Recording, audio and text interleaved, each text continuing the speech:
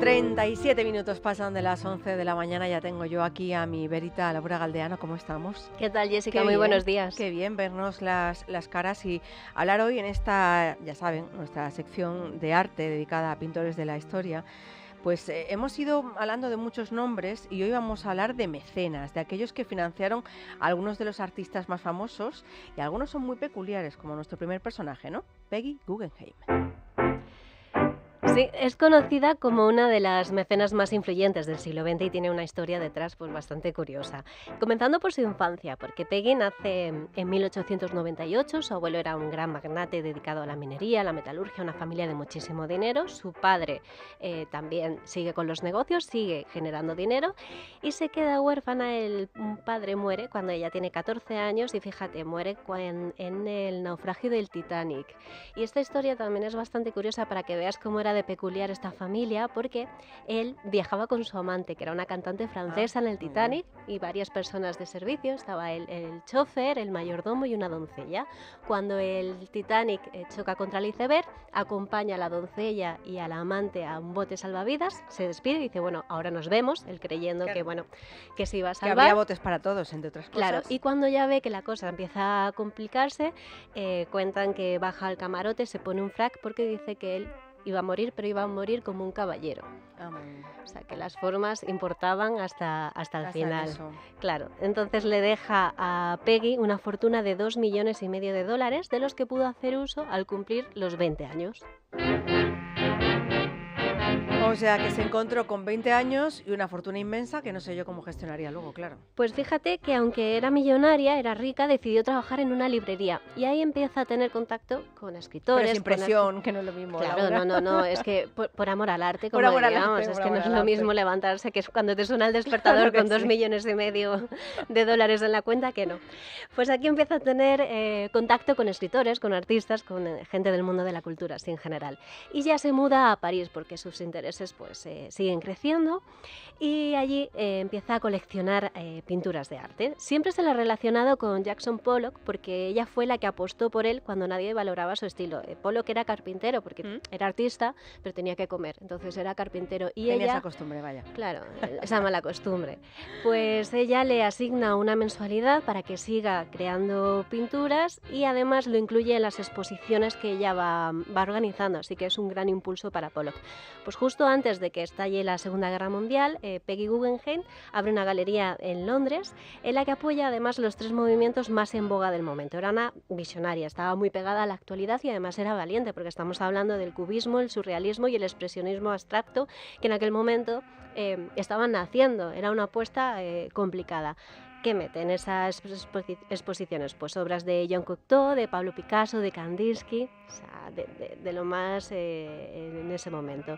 Ella era judía, tiene miedo cuando los nazis empiezan a atacar Londres y vuelve a Estados Unidos. Sin embargo, pues ella piensa que tiene una misión en la vida, que está relacionada con el arte y decide que compraría una obra de arte cada día. Qué bueno. Lo bueno de Peggy es que pudo compartir esa fortuna y además dedicarse a lo que más le gustaba, que era el arte. Lo cierto es que la guerra paralizó de alguna manera esa intención que tenía de divulgar arte, aunque volvió a la carga después, en cuanto pudo, en un lugar incomparable como es Venecia. Sí, tras la guerra se muda a Venecia y comienza así un idilio con la ciudad de los canales que duraría hasta su muerte. Ella se enamoró de esta ciudad. ¿Te has asustado con esos puntos suspensivos? No, ella se enamora de la ciudad. Y además aquí es donde nace un poco el mito de Peggy Guggenheim, porque se compra un palacio con vistas al Gran Canal y en el verano de 1951 decide compartir su colección con los venecianos, con los visitantes y la que es su casa, porque no olvidemos que es su casa, su vivienda habitual donde ella reside, decide abrirla al público 3 tardes a la semana y además de forma gratuita. Y ella dice, ya no soy coleccionista, ahora soy un museo. Es una frase que siempre se le atribuye y es bastante curiosa. Pues en Venecia, como te decía, se convierte en un icono. Ella paseaba con unas llamativas gafas de sol y solía pasear con sus perros. Tenía muchos perros, chiquititos, medianos, pero a lo mejor iba con 10, 12 perros, así imagínatela, por Venecia. Además tenía un gondolero personal que era es que me estaba imaginando Perdóname, por la risa no es por lo que estás contando, es que me estoy imaginando la situación. Claro, los perros cuando salen a la calle hacen sus cositas y tener que recoger las cositas de 10 o 12 perros. No sé yo si iba pues, en fin, acompañada a lo mejor de alguien que se ni ocupase si los de... recogería, eso ya te lo digo yo en Eso. esa época. Pues fíjate que tenía un gondolero personal, que esto era algo raro, y hacía unos fiestones en su palacio. Hombre, es que que tener era un palacio y no hacer un fiestón. lo más de lo más. ¿Quién iba? Pues James Joyce, Tennessee Williams, Truman Capote, Marlon Brando, Yoko Ono. O sea, es que era lo más de lo más. La creme de la creme. En este palacio vive 30 años, hasta su muerte en 1979, y un año más tarde ya se inauguró lo que es el Museo Guggenheim de Venecia, que está hoy en día. Y es muy curioso porque en el jardín de este palacio está enterrada Penny y sus mascotas. Hay una placa conmemorativa con el nombre de los 14 perros a los que ella llamaba sus bebés. Capuchino, Madame Butterfly, Hong Kong... Y nos queremos modernos, ¿eh? Los que ahora le ponen jerseycitos a los perros. Claro, pues no, eso ya estaba muy visto. Y no es la única excentricidad de este museo, porque en el patio, a la entrada del museo, hay una escultura que se llama El Ángel de la Ciudad, que es de un escultor del siglo XX, Marino Marini, y es muy peculiar porque es un jinete a caballo y el jinete tiene un pene erecto que se desenroscaba. Entonces, cuando Peggy, según las visitas que iba a recibir, si eran más conservadoras, se lo quitaba, si eran más extravagantes, más como ella, se lo ponía. Y cuentan, porque tuve la oportunidad de estar hace unos meses en este museo, y allí te cuentan que le gustaba, sabía el horario de las monjas que iban a misa, y cuando pasaban las monjas por la acera justo de su palacio, se lo enroscaba, se lo ponía, pues para darle vidilla y pues para escandalizar un poquito a estas monjas. Bueno, tenemos sentido del humor. Lo cierto es que los mecenas han ocupado un lugar importante en la historia, sobre todo esos que han tenido grandes colecciones, ¿no? Que han sido grandes coleccionistas. Sí, y ahora te voy a hablar de una mujer que es estadounidense. Nació en 1879, se llamaba Gertrude Stein y era una pionera de la literatura modernista, una gran coleccionista. No sé si te acuerdas de esta canción de Mecano, de Una rosa es una rosa. Sí, hombre. Pues ese es Claro. un verso de uno de sus poemas. Está inspirado en un poema de Stein. Bueno, pues al principio del siglo XX se instaló en París junto a su hermano Leo y empiezan a tener allí pues relación con conexiones con el mundo del arte. Su casa se convirtió en un epicentro de la vanguardia. Por allí pasaba lo más de lo más. Y se dice que en esta casa además se conocieron Picasso y Matisse, que ahí empezó una rivalidad increíble en el mundo del arte, pues se conocieron en la casa de Gertrude. Ella le encargó un retrato a Picasso y posó para él durante 3 meses. 3 meses. Claro, ella tenía un aspecto muy rudo. Era una mujer muy grande, un poco vasta, y entonces no tenía nada que ver con las mujeres a las que Picasso estaba acostumbrada. Las prostitutas, bailarinas, las vedettes, y entonces como que este retrato se le atravesó un poquito, ¿no? Duró 3 meses porque no sabía cómo hacerlo. Picasso estaba terminando la etapa rosa, pero ya como que coqueteaba un poquito con las formas y lo que posteriormente se llamaría el cubismo. Entonces le hizo un retrato que Que no le gustó a nada, Gertrude vamos. le pareció Le parece un horror. horrendo, le Claro. pareció horroroso.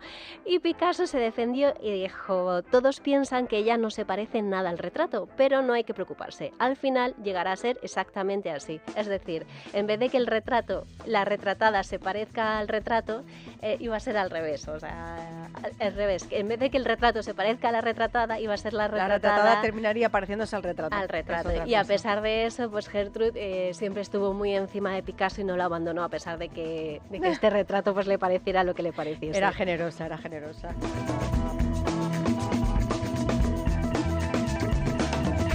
Y vamos con otra mujer, ¿no? Que también es americana y que apoyó el mundo del arte y de la cultura. Sí, más que mecenas, esta es verdad que es una gran coleccionista, pero también tiene una historia bastante curiosa. Se llamaba Isabella Stewart Gardner, nació en 1840 en Nueva York y, bueno, pues también fue de las afortunadas que tenía mucho dinero para viajar por Europa, por el mundo, y en estos viajes...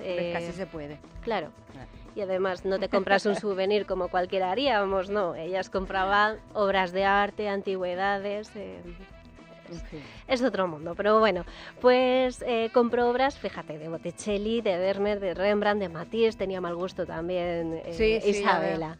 Cuando enviudó, compró un terreno en Boston y allí construyó un museo que estaba inspirado en los palacios de Venecia, que ella también había vivido esporádicamente de Venecia. Claro, es que Venecia es verdad que en la ciudad pues es muy bonita.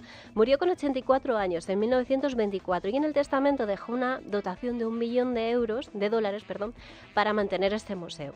Y dejó una cláusula que puede parecer una nimiedad, una anécdota, pero la cláusula decía que la colección permanente no se podía alterar. Y esto es muy significativo porque en 1990 hubo un robo, que es uno de los robos más famosos de la historia del arte. Los ladrones se disfrazaron de policías, entraron al museo y robaron 13 obras.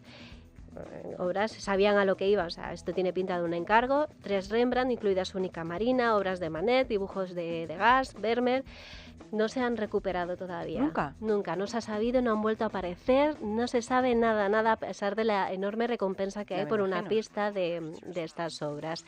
Y lo curioso es que por esta cláusula que dejó en el testamento, hoy en día cuando visitas el museo hay huecos en las obras que están robadas. Está el marco, como diciendo, como en honor a la obra que hubo. Había, claro, porque la colección permanente y no se podía. En casa de algún ricachón. Claro, pues de cualquier caprichoso que quería disfrutar él solo.